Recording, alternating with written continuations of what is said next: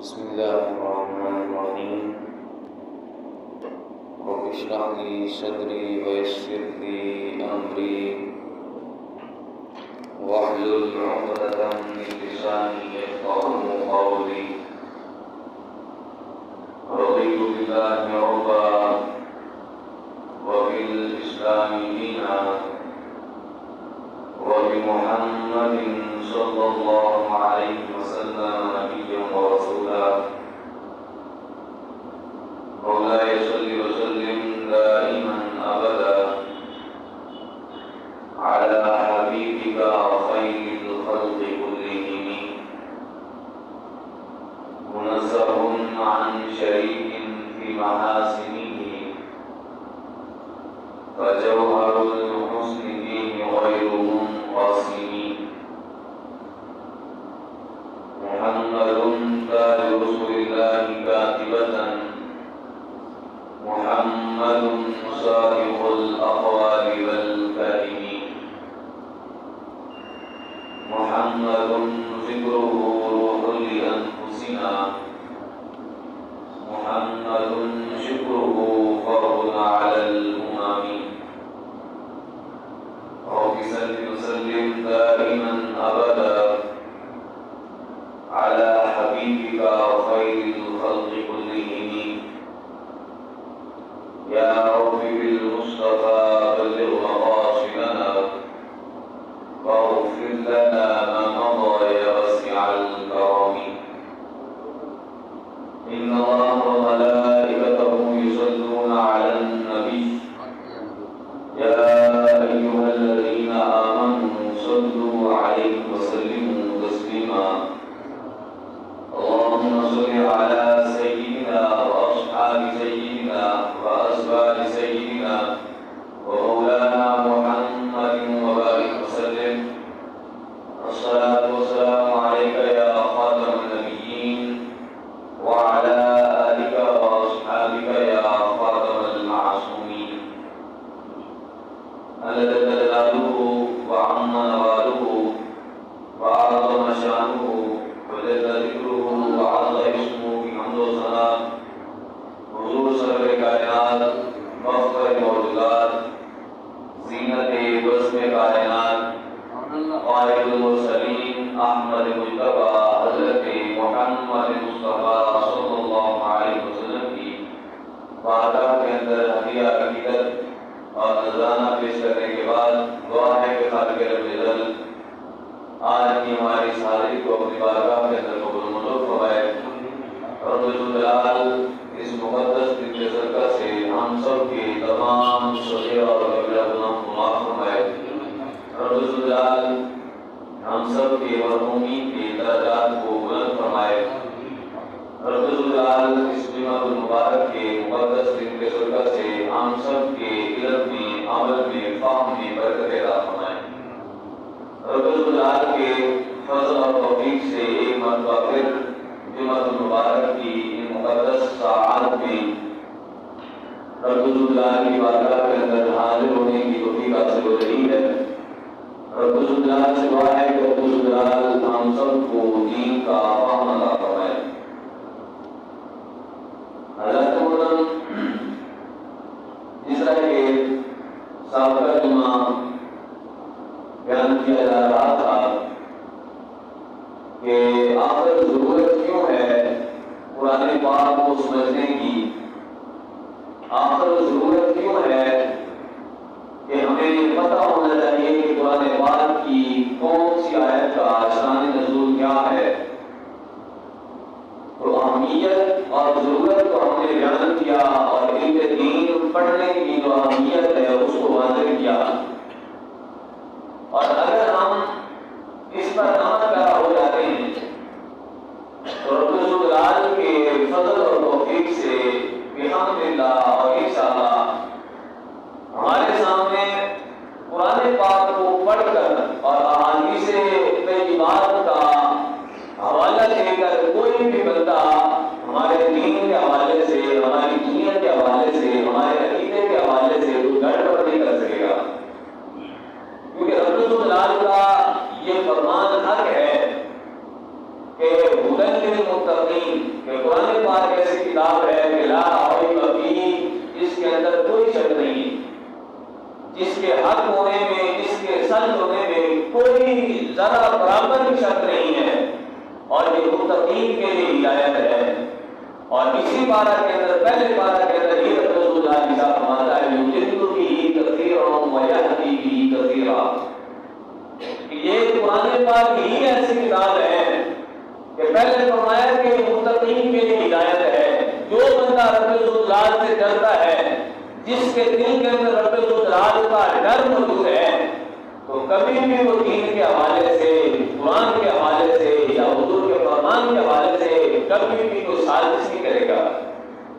تو ان لوگوں کے لیے یقیناً یہ قرآن پاک ہدایت ہے، لیکن آگے فرمایا کہ یضل بہ کثیرا ویہدی بہ کثیرا، کہہ لوگوں یاد رکھنا کہ قرآن پاک ہی ایسی کتاب ہے کہ جس کو پڑھ کر گمراہ ہونے والے بھی بہت ہیں اور ہدایت پانے والے بھی بہت زیادہ ہیں۔ اب گمراہ کون ہوتا ہے؟ آخر قرآن پاک ایک ذات برحق کی طرف سے آئے ہوئی، ایک سچے نبی پر نازل ہوئی، اور یہ حق کتاب ہے اور تمام کتابوں سے افضل ترین کتاب ہے، لیکن پھر بھی یضل بہ کثیرا ویہدی بہ کثیرا،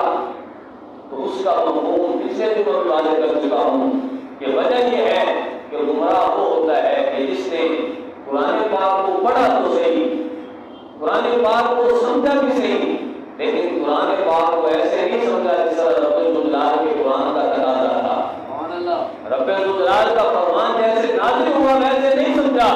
بلکہ اس نے اپنی خواہش کے ذریعے سے سمجھا، اس نے شیطان کی پیروی کر کے قرآن پاک کو سمجھا۔ تو جب شیطان کی پیروی کرتے ہوئے، اپنی خواہش کی پیروی کرتے ہوئے جہاں کہیں بھی قرآن پاک کا ترجمہ کیا جائے گا اور جہاں کہیں بھی رب الجلال کے فرمان کی تفسیر اپنی خواہش کے ذریعے کی جائے گی، تو رب الجلال کے ساتھ مانتا ہے کہ اے بندہ مومن یا اے مومنو، یاد رکھنا کہ قرآن پاک ہی واحد کتاب ہے کہ میں نے اس کو اتارا، یہ رحمت ہے۔ لیکن مولانا نور رحمۃ اللہ علیہ نے فرمایا کہ آسمان سے رحمت کی بارش جب برستی ہے تو وہ رحمت کی بارش باغ میں بھی برستی ہے، اور وہی رحمت کے جو قطرات ہیں، وہی رب الجلال کی طرف سے برسائی گئی رحمت کی بوندیں وہ ایک روڑی پر بھی گرتی ہے، ایک کوڑا کرکٹ پر بھی گرتی ہے۔ تو مولانا نور رحمۃ اللہ علیہ فرماتے ہیں کہ جب وہ قطرے، وہ رحمت کی بوندیں جب باغ کے اندر بہتی ہیں، باغ کے اندر اترتی ہیں، باغ پر پڑتی ہیں، تو کیا ہوتا ہے؟ مختلف قسم کے پھل اگاتے ہیں، سبحان اللہ، مختلف قسم کے پھول اگاتے ہیں۔ لیکن فرمایا کہ بارش کو کوئی رحمت کی ہے، اس کے اندر ملاوٹ نہیں آئی، پانی وہی باغ کے اندر برسا اور وہی پانی روڑی پر بھی برسا، وہی پانی کوڑے پر بھی برسا۔ تو فرمایا کہ جب وہ باغ کے اندر برسا، باغ کے اندر اترا، تو باغ کے اندر مختلف قسم کے پھل اور پھول پیدا ہو گئے، لیکن وہی پانی جب کسی روڑی پر آیا اور پورا کرکٹ پر گرا تو فرماتے ہیں کہ پہلے اس کی تھوڑی بدبو تھی، پانی پڑنے کے بعد زیادہ بدبو ہو گئی۔ بارش تو رحمت کی ہے، تو اسی طرح قرآن کی رحمت ہے، لیکن پھر بھی یضل بہ کثیرا ویہدی بہ کثیرا،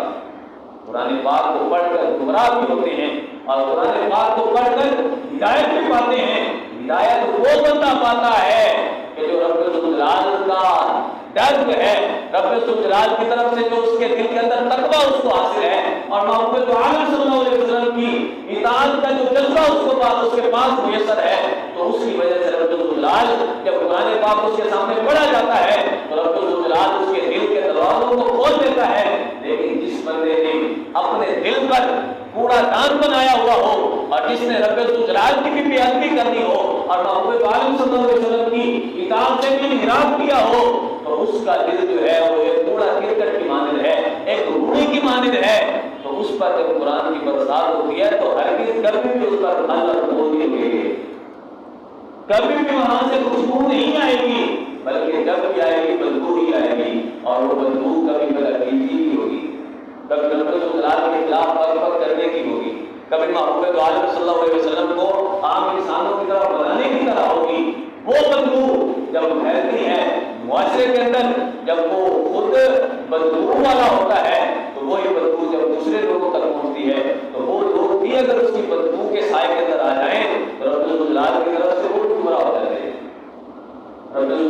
بارگاہ سے وہ بھی گزارے ہوئے ہو جاتے ہیں۔ تو اس وجہ سے ہم سب پر یہ لازم ہے کہ قرآن بھی پڑھیں، حدیث بھی پڑھیں، لیکن اس کے رسول اور اطاعت رسول سے ہٹ کر اگر ہم نے قرآن پاک پڑھا اور اطاعت رسول سے ہٹ کر اگر ہم نے قرآن پاک سمجھا اور حضور کے فرامین سے ہٹ کر اگر ہم نے قرآن پاک کی تفسیر کی تو کبھی بھی ہدایت نہیں پائی جا سکتی۔ تو اسی حوالے سے میں آج ایک آیت بیان کرنے جا رہا ہوں۔ رب رسول اللہ صلی اللہ علیہ وسلم ان الذین تدعون من دون اللہ ان الذین تدعون من دون اللہ عباد امثالکم فادعوهم فليستجیبوا لکم ان کنتم صادقین۔ اب یہ آیت ایسی ہے کہ اس آیت کا جو مفہوم رب الجلال کی طرف سے جب نازل ہوا، یہ قرآن پاک کی آیت جب نازل ہوئی تو اس کا مفہوم جو صحابہ نے سمجھا اور جو تابعین نے سمجھا اور آگے انہوں نے لکھوایا اور پوری امت اس پر آج تک موجود ہے، تو اگر ہم اس مفہوم سے ہٹ کر کچھ بیان کریں تو یقیناً کچھ ایسا ہے کہ جب گڑبڑ کی جاتی ہے تو پھر یقیناً کچھ ایسی چیزیں آ جاتی ہیں جو رب الجلال کی نافرمانی پر پاتی ہیں۔ یہاں پر رب الجلال کا فرمان ایک واضح آیا اور ہم نے اس کو اپنی خواہش کے ساتھ اگر سمجھا تو کبھی بھی ہم راہ ہدایت پر نہیں آ سکتے۔ اب یہاں پر یہ آیت ایسی ہے کہ آج ایک گروہ جس کی طرف سے سال ہر سال وقت فوقت ایک وقت کے اندر ان کا کوئی فتویٰ ہوتا ہے، دوسرے وقت کے اندر کوئی فتویٰ ہوتا ہے، کبھی کوئی بتوں والی آیت کسی نبی پر فٹ کرتی، کبھی کوئی بتوں والی آیت کسی مسلمان پر فٹ کرتی، جو کفار کے بارے میں آیت نازل ہوئی وہ مسلمانوں کو پر فٹ کرتی۔ تو انہی کا یہ طریقہ کار ہے، انہوں نے اس آیت کا مفہوم نکال کر اور وہ مفہوم جو غلط مفہوم ہے وہ نکال کر وہ سال ہر سال سے یہ واردات کر رہے ہیں۔ اور یہ واردات کیوں کرتے ہیں؟ تاکہ کائنات کے اندر دنیا کے اندر کسی کونے میں بھی کوئی بیٹھ کر یا رسول اللہ نہ کہہ سکے۔ رب رسول اللہ کا ارشاد ہے ان الذین تدعون من دون اللہ عباد امثالکم فادعوهم فلیستجیبوا لکم ان کنتم صادقین۔ اب یہاں پر دو لفظ ایسے ہیں کہ جس کے اندر گڑبڑ کی جاتی ہے۔ رب رسول اللہ علیہ وسلم فرماتا ہے کہ ان الذین تدعون من دون اللہ، اب یہ لفظ تدعون اس کے اندر بھی گڑبڑ کی جاتی ہے، اس کا مفہوم بگاڑ کر پیش کیا جاتا ہے، اور پھر آگے ہے عباد امثالکم اور اس کا مفہوم بھی وہ نہیں بیان کیا جاتا جو رسول اللہ کا مقصود تھا،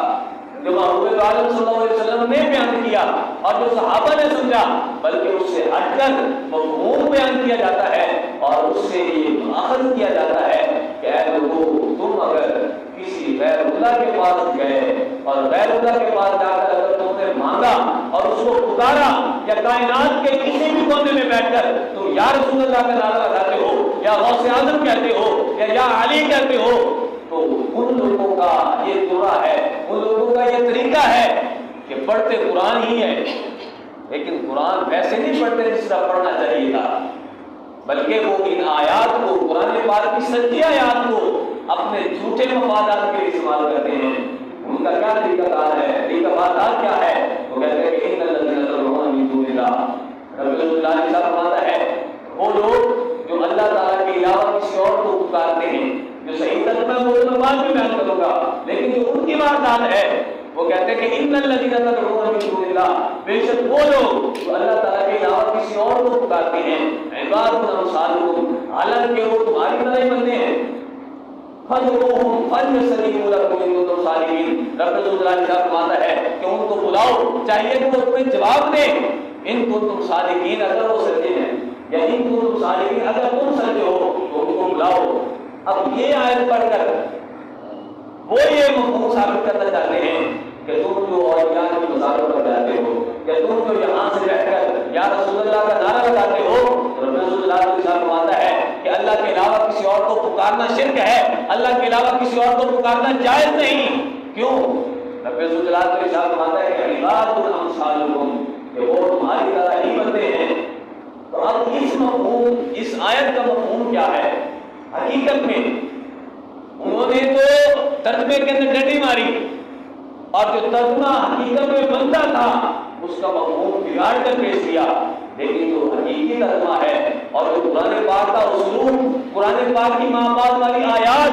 جو بیان کرتی ہیں وہ یہ بیان کرتی ہیں کہ یہاں پر تدعون کا معنی پکارنا نہیں ہے، یہاں پر عبادت سے مراد بندے نہیں ہیں، بلکہ پہلے تو قرآن پاک کا اسلوب بتاتا ہے اور پھر پوری امت کے مفسرین جتنے بھی مجتہدین ہیں، جتنے بھی مفسرین ہیں، ان میں سے سب سے پہلی تفسیروں میں سے سب سے پہلی تفسیر جو پوری سند کے ساتھ موجود ہے، پوری سند کے ساتھ لکھی گئی اور حضور علیہ السلام تک اس کی سند جاتی ہے اور پوری امت کا اس پر اجماع ہے۔ اب ہم دیکھتے ہیں کہ اس تفسیر کے اندر کیا لکھا ہوا ہے، یا اس کے علاوہ وہ دوسری جو تفاسیر ہیں جن کو وہ بھی مانتے ہیں، ان تفاسیر کے اندر کیا لکھا ہوا ہے۔ اب سب سے پہلے ہمیں یہ سمجھنے کی ضرورت ہے کہ رب ذوالجلال نے یہاں پر ارشاد فرمایا ان الذین تدعون من دون اللہ،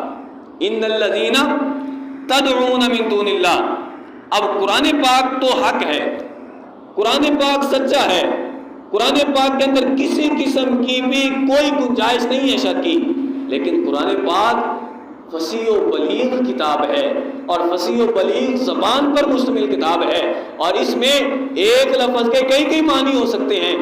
بلکہ یقیناً ہو سکتے ہیں۔ پچھلے جمعوں کے اندر یا پہلے بھی میں نے بیان کیا تھا کہ من دون اللہ کا مطلب کیا ہوتا ہے۔ من دون اللہ جب اس کی نسبت اللہ تعالیٰ کی طرف ہو یا جہاں پر عبادت کا ذکر آ رہا ہو، وہاں پر اس کا معنی کیا ہوتا ہے، وہاں پر سوا ہوگا، اللہ کے علاوہ ہوگا یا اللہ کو چھوڑ کر ہوگا۔ تو قرآن پاک ایک فصیح و بلیغ کتاب ہے،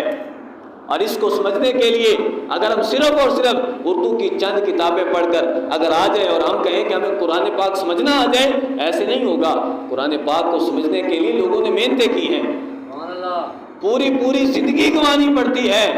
تو آج اگر میں آپ کے سامنے بیان کر رہا ہوں تو مجھے کس نے بتایا، مجھے کس نے کہا کہ میں یہ بیان کروں،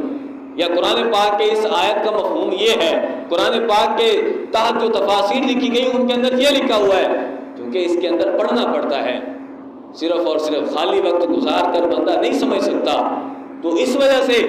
سب سے پہلے ہمیں سمجھنے کی ضرورت ہے، جس طرح ہر چیز کے قواعد ہوتے ہیں، ہر چیز کا ایک طریقہ کار ہوتا ہے اس کو سمجھنے کے لیے۔ مثال کے طور پر اگر آپ نے اردو سیکھنی ہے تو اردو سیکھنے سے پہلے آپ کو وہ گرامر بھی تو سکھائیں گے، اردو گرامر آپ کو آنی چاہیے۔ انگلش بولنے سے پہلے آپ کو ٹینس آنے چاہیے، انگلش کی جو گرامر ہے وہ سمجھنی چاہیے۔ تو اسی طرح کیا قرآن پاک کو سمجھنے کے لیے اردو کے قواعد و ضوابط کام آئیں گے؟ جو زبان ہو قواعد بھی اسی کے لگتے ہیں۔ زبان فارسی ہو تو اس کے اندر ٹینس کبھی نہیں کام آئیں گے، زبان اگر انگلش کی ہو تو وہاں پر اردو گرامر کبھی کام نہیں آئے گی، بلکہ جو زبان آپ نے سیکھنی ہے، جو زبان آپ نے سمجھنی ہے، تو گرامر بھی اسی زبان کی ہونی چاہیے۔ تو اب اگر ہم اردو گرامر پڑھ کر قرآن پاک کو حل کرنے لگ جائیں تو ایسا نہیں ہو سکتا، بلکہ قرآن پاک کو اگر حل کرنا ہے تو عربی گرامر ہی سیکھنی پڑے گی۔ اور عربی گرامر کے اندر کیا ہے کہ رب ذوالجلال کے قرآن کے اندر یہ لفظ دعا جو استعمال ہوا ہے، ان الذین تدعون من دون اللہ، یہ دعا یدعو سے ہے، عربی گرامر بتاتی ہے، لیکن اس دعا کا معنی ہر جگہ پر پکارنا نہیں ہے، اس دعا کا معنی ہر جگہ پر پکارنا نہیں۔ اب جو بندہ بھی قرآن پاک کی کہیں سے بھی آیت اٹھا کر آپ کے سامنے بیان کرتا ہے کہ رب ذوالجلال تو ارشاد فرماتا ہے کہ غیر اللہ کو پکارنا شرک ہے، تو پہلے اس کو پوچھنا کہ یہاں پر دعا کا مطلب کیا ہے۔ یہاں پر رب ذوالجلال نے تدعون یا یدعون یا کوئی بھی لفظ استعمال کیا ہے، اس کا مطلب کیا ہے، اور وہ مطلب آپ اس وقت اس سے بات کر سکیں گے، اس وقت آپ کا عقیدہ درست ہو سکے گا، اور آپ اپنا عقیدہ اس وقت بچا سکیں گے جب آپ کو قرآن کا فہم ہوگا۔ اب تمام عربی گرامر جاننے والے اس بات پر متفق ہیں کہ قرآن پاک میں لفظ دعا صرف ایک معنی کے لیے استعمال نہیں ہوا،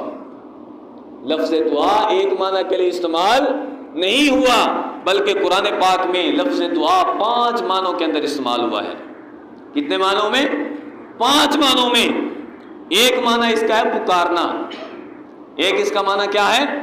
پکارنا، اور ایک ہے بلانا، اور ایک ہے مانگنا یا دعا کرنا، اور ایک ہے پوجنا، معبود سمجھ کر کسی کو پکارنا۔ اب کیا ہر جگہ پر ایک ہی معنی ہوگا؟ نہیں، بلکہ اس کو دیکھا جائے گا کہ یہاں پر اسلوب کیا ہے۔ یہاں پر طریقہ کار کیا ہے اور یہاں پر بات کس چیز کی ہو رہی ہے؟ تو قرآن پاک میں جہاں پر بھی جس کے اندر بھی غیر خدا کی دعا کو شرک کہا گیا، ویسے تو کئی مقامات ہیں، رب ذوالجلال صاحب فرماتا ہے لا تجعلوا دعاء الرسول، لا تجعلوا دعاء الرسول، یہاں پر دعا کا معنی بلانا ہے، اور ادعوا لآبائہم یہاں پر دعا کا معنی بلانا ہے، لیکن رب ذوالجلال نے جو یہ ارشاد فرمایا ان الذین تدعون من دون اللہ، ان الذین تدعون من دون اللہ، کہ جو غیر اللہ کو پوجتے ہیں، اللہ کے علاوہ کسی اور کو پوجتے ہیں، یہاں پر عبادت والا معنی، پوجنے والا معنی کیوں ہے؟ کیونکہ یہ اسلوب اور یہ طریقہ ہے اور یہ گرامر کا قاعدہ ہے، عربی گرامر یہ بتاتی ہے کہ جہاں پر بھی غیر خدا کی دعا کو شرک کہا گیا،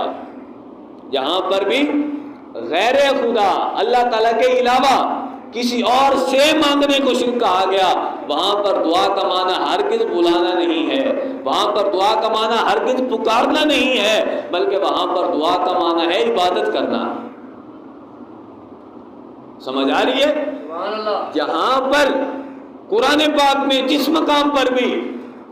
تو اگر کوئی بندہ صرف اور صرف ہٹ دھرمی کے اندر آ جائے اور ہٹ دھرمی پر آ جائے کہ ہم نے ترجمہ کرنا ہی یہی ہے، تو اس کا تو کوئی علاج نہیں، لیکن اگر قرآن پاک کا ترجمہ سمجھنا ہے تو پہلے کم از کم اس کی گرامر تو آنی چاہیے، قرآن پاک کا مفہوم آنا چاہیے۔ تو اس وجہ سے رب ذوالجلال نے جہاں پر بھی قرآن پاک میں غیر خدا کی دعا کو، غیر خدا کی دعا کو شرک کہا، تو وہاں پر دعا بمانا ہرگز بلانا نہیں ہے، دعا کا معنی پکارنا نہیں ہے، بلکہ رب ذوالجلال صاحب فرماتا ہے کہ ان الذین تدعون من دون اللہ۔ اب یہاں پر رب ذوالجلال صاحب فرماتا ہے کہ وہ لوگ جو اللہ کے علاوہ کسی اور کی عبادت کرتے ہیں، تو اب ایک لفظ ایسا تھا، یعنی پوری آیت کے اندر ان الذین تدعون من دون اللہ، اور آگے ہے عباد امثالکم۔ اب واردات کرنے والے اور ڈنڈی کرنے والے کیا کرتے ہیں کہ لفظ تدعون اور لفظ عباد کے اندر ڈنڈی مارتے ہیں۔ تدعون کا معنی بھی اور جو عربی گرامر سے ہٹ کر ہے، اور عباد کا معنی بھی وہ کہ جو کسی بھی مفسر نے لیا، کسی بھی صحابی نے ایسا نہیں سمجھا، بلکہ تدعون کا معنی ہے عبادت کرنا۔ رب ذوالجلال یہاں سے بتانا یہ چاہتا ہے کہ ان الذین تعبدون من دون اللہ، تدعون بمعنی تعبدون کے ہے۔ رب ذوالجلال صاحب فرماتا ہے کہ جو بندہ، وہ لوگ، ان الذین تدعون من دون اللہ، وہ لوگ جو اللہ کے علاوہ کسی اور کی عبادت کرتے ہیں، اے محبوب ان سے فرماؤ کہ جن کی تم عبادت کرتے ہو عباد امثالکم، وہ تو تمہاری طرح رب ذوالجلال کی مخلوق ہے۔ یعنی یہ حکم ہو رہا تھا کس کو؟ کفار مکہ کو، قریش مکہ کو، کہ جو اس وقت کفر کی دلدل کے اندر پھنسے ہوئے تھے۔ تو رب ذوالجلال صاحب فرماتا ہے کہ ان الذین تدعون من دون اللہ عباد امثالکم، اے محبوب صلی اللہ علیہ وسلم ان سے فرمائیں کفار مکہ سے جو بتوں کو پوجتے ہیں، ان سے فرمائیں کہ ان الذین تدعون من دون اللہ، او بندو اللہ کے علاوہ کسی اور کی عبادت تم کیوں کرتے ہو؟ وہ بھی تو تمہاری طرح مخلوق ہے، وہ بھی تو تمہاری طرح مخلوق ہے۔ اب یہاں پر رب ذوالجلال کے قرآن پاک میں لفظ عباد استعمال ہوا۔ کیا استعمال ہوا؟ لفظ عباد۔ تو یاد رکھیں کہ اس آیت کے اندر دو لفظ ایسے ہیں کہ جن کے اندر ڈنڈی ماری گئی، ایک ہے تدعون اور ایک ہے عباد۔ اب ہم 14 صدیوں کے جو مفسرین ہیں، 14 صدیوں کے جو قرآن پاک کو سمجھنے والے ہیں، جنہوں نے صحابہ سے سمجھا اور صحابہ نے حضور علیہ السلام سے سمجھا، تو ہم دیکھتے ہیں کیا ان کا عقیدہ بھی ایسا تھا کہ جس نے بھی غیر اللہ کو پکارا وہ شرک، جس نے بھی غیر اللہ کو پکارا وہ مشرک؟ اصل میں ان کی بات نہیں چلتی۔ انہوں نے جب عرب شریف پر قبضہ جمایا تھا تو ان کا نظریہ کیا تھا؟ انہوں نے تو نظریہ یہ بنایا ہوا ہے کہ دنیا کے کسی کونے میں اگر کوئی بیٹھ کر رب ذوالجلال کے علاوہ محبوب دو عالم صلی اللہ علیہ وسلم کو یا رسول اللہ کہتا ہے تو معاذ اللہ ان کا عقیدہ یہ ہے، ان کمینوں کا، یہ کہتے ہیں کہ وہ تو ابو جہل سے بھی بڑا مشرک ہے، وہ تو ابو جہل سے، یا رسول اللہ کہنے والوں کو ابو جہل سے بھی بڑا مشرک قرار دیتے ہیں، اور اس کی بیس کس آیت کو بنایا؟ ان الذین تدعون من دون اللہ عباد امثالکم۔ حالانکہ کسی بھی صدی میں کسی بھی مفسر نے ان کے اپنے ماننے والے یا جن کو یہ مانتے ہیں انہوں نے بھی کبھی ایسا ترجمہ نہیں کیا جس طرح کا انہوں نے کیا۔ آج انہوں نے طریقہ بنایا ہوا ہے، ادھر عرب شریف میں جو حاجی جاتے ہیں، معتمرین جاتے ہیں، تو ان کو لٹریچر بانٹا جاتا ہے جو 62 یا 63 زبانوں کے اندر لکھا ہوتا ہے۔ ہر زبان کے اندر انہوں نے لٹریچر استعمال کیا اور کہا کہ جو بھی رب ذوالجلال کے علاوہ محبوب تو عالم صلی اللہ علیہ وسلم کے روضہ مبارک کے سامنے جا کر حضور علیہ السلام کو یا رسول اللہ کے ساتھ ندا دیتا ہے تو وہ مشرک ہے۔ حالانکہ یہ عقیدہ کہیں بھی نہ تو حدیث نے روکا نہ قرآن نے روکا، بلکہ حضور علیہ السلام کے وہ صحابہ جن کو رب ذوالجلال نے ایمان کا آئیڈیل بنایا کہ یہ لوگ ایسے ہیں کہ اگر تم نے جب ایمان لانا ہے، اگر تم نے دیکھنا ہو کہ کن کی طرح ایمان لے کے آئے، تو تم ایمان ایسے لے کے آؤ جس طرح صحابہ ایمان لے کے آئے۔ تو رب ذوالجلال کی قسم ہمارا عقیدہ کبھی بھی نہیں ایسا ہے کہ معبود ایک ہے، مسجود بھی ایک ہے۔ رب ذوالجلال وہ واحد ذات ہے کہ جس کی عبادت کرنا جائز ہے۔ رب ذوالجلال کے علاوہ کسی کی عبادت کرنا جائز نہیں، رب ذوالجلال کے علاوہ کسی کو سجدہ کرنا جائز نہیں۔ لیکن جو رب ذوالجلال کے فرامین کے اندر ڈنڈی مارے، ہم کبھی بھی یہ جائز نہیں قرار دے دیں گے۔ کوئی بندہ اگر اٹھے اور قرآن پاک کی سچی آیات کو اگر غیر اللہ پر فٹ کرتا ہے، وہ آیات جو کفار پر نازل ہوئیں، کفار کے بارے میں نازل ہوئیں، اگر ان کو اللہ تعالیٰ کے اولیاء پر فٹ کرتا ہے یا محبوب دو عالم صلی اللہ علیہ وسلم کی شان کو گھٹانے کے لیے استعمال کرتا ہے، تو ہم کبھی بھی ایسا برداشت نہیں کر سکتے، اور نہ اس کی تقریر سنیں گے، نہ اس کے مفہوم کو سمجھیں گے، بلکہ ہم وہی سمجھیں گے کہ جو ہمیں پڑھایا گیا ہے، ہم وہی سمجھیں گے جو صحابہ نے سمجھا۔ اور صحابہ نے کون سا سمجھا مانا؟ وہ مانا سمجھا جو رب ذوالجلال کے محبوب صلی اللہ علیہ وسلم نے سمجھایا۔ اب قرآن پاک کی تفسیر، پہلی تفسیر ابن جریر رحمۃ اللہ علیہ نے تفسیر لکھی، تفسیر طبری، اور اس کے اندر ارشاد فرمایا کہ یہاں پر جو رب ذوالجلال نے ارشاد فرمایا ان الذین تدعون من دون اللہ عباد امثالکم، یہاں پر تدعون کا معنی پکارنا نہیں ہے، تدعون کا معنی بلانا نہیں ہے، بلکہ فرمایا قال ابو جعفر یقول جل ثناؤہ لہؤلاء المشرکین من عبدۃ الاوثان، کہ رب ذوالجلال کا یہ جو فرمان نازل ہوا تو یہ ان کفار مکہ کے لیے تھا، ان مشرکین مکہ کے لیے تھا کہ جو بتوں کی عبادت کرتے تھے۔ اب مفسرین سارے اس بات پر متفق ہو کہ رب ذوالجلال نے اس آیت کو یا محبوب دو عالم صلی اللہ علیہ وسلم سے پڑھنے والے صحابہ کرام علیہ رضوان نے آگے والے بعد میں آنے والے لوگوں کو یہ بتایا ہو کہ یہ آیت معاذ اللہ کفار کے بارے میں نازل ہوئی یا مشرکین مکہ کے بارے میں نازل ہوئی، تو آج اسی آیت کو اگر رب ذوالجلال کے محبوب بندوں کے خلاف استعمال کیا جائے، رب ذوالجلال کے محبوب بندوں پر ان کو لگا کر اور پوری امت مسلمہ کو مشرک اور مشرک کہہ کر پکارا جائے تو یہ کبھی بھی جائز نہیں ہو سکتا۔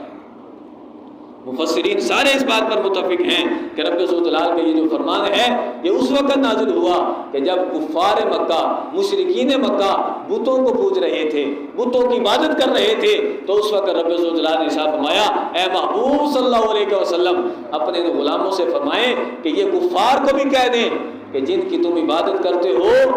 وہ رب ذوالجلال کی وہ بھی مخلوق ہیں۔ اب ایک لفظ تھا تدعون والا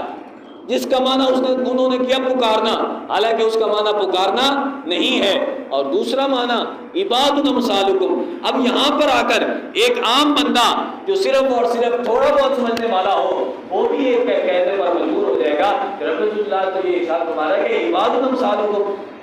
کہ وہ تمہاری طرح ہی بندے ہیں۔ تو مفسرین نے یہاں پر سوال کیا، مفسرین نے فرمایا کہ یہاں پر رب ذوالجلال نے بتوں کے لیے لفظ عباد کیوں استعمال کیا؟ حالانکہ بت تو جمادات ہیں، عباد کا استعمال، عبد کا استعمال ہوتا ہے حیوانات کے لیے، جمادات کے لیے، پتھروں کے لیے نہیں ہوتا۔ رب ذوالجلال کے محبوب صلی اللہ علیہ وسلم کے غلاموں نے لکھا کہ یہاں پر رب ذوالجلال نے عباد اس وجہ سے فرمایا کیونکہ مشرکین کا یہ عقیدہ تھا کہ یہ کیونکہ कुफार का ये अकीदा था, मुशरिकीन का ये अकीदा था कि ये बुत हमसे हमें नफा भी देते हैं और हमसे नुकसान को भी दूर करते हैं। तो इस वजह से रब सुल्तान ने उनके लिए लफ्ज़ इबाद इस्तेमाल किया। और ये इबाद के माना कभी भी बंदा नहीं है, बल्कि इबाद का माना यहाँ पर बुत है। रब सुल्तान के गुलामों और रब सुल्तान के महबूब सल्लल्लाहु अलैहि वसल्लम के गुलामों, हमें समझना चाहिए कि आज लोग सच्चे कुरान को लेकर